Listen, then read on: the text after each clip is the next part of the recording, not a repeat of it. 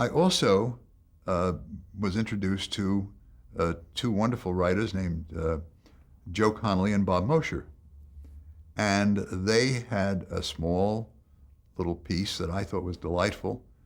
And the reason that I liked it was because their idea was to film the world of child and parent from the child's point of view. And it turns out that that was Leave It to Beaver. And I cast those kids because Joe and Bob had not ever done a piece of film.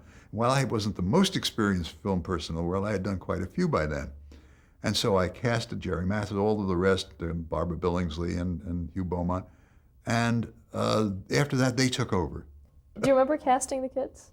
Oh, sure. We auditioned a tremendous number. What kind of process did you have for that? How many did we bring in, for example? Oh, we must have brought in somewhere between 100 and 150 children. I mean, boys, for the one role. And Jerry he just stood out. I mean, there was no contest. You know, and we brought him back again. We brought other kids back again. We screen tested them. And he was just a winner. Everything in a series is chemistry. And if you don't have that going among your characters, forget it. And and I must say, by that time, you know, Bob and Joe really took command. I mean, that was their baby.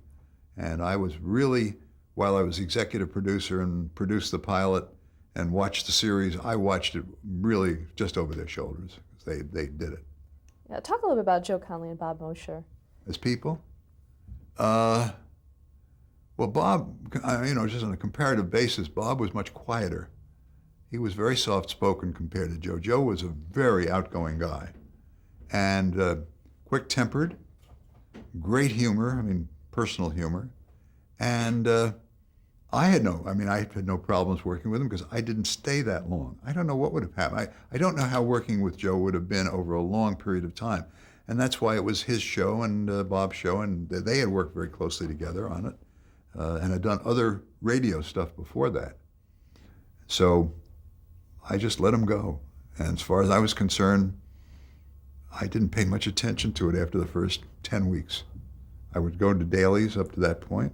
I would read scripts, and mostly I'd say, that's funny, because they were good. And when you have people like that, you just let them run. I mean, that was me as an executive rather than as a producer. Did you think Leave It to Beaver would be as fondly remembered as it is?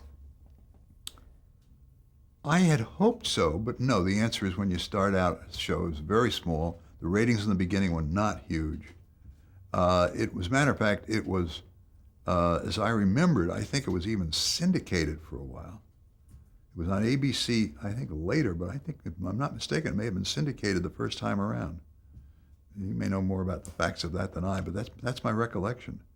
So that nobody thought of it as being the smash hit. I think that finally the Ralston people came in to sponsor it, and I think they gave it a boost in terms of putting money into promoting it, and I think that helped it take off. By the third year, it was doing very, very well. Whether anybody knew that it was going to go on forever, there's no way of knowing that, really. Why one show does it and another doesn't.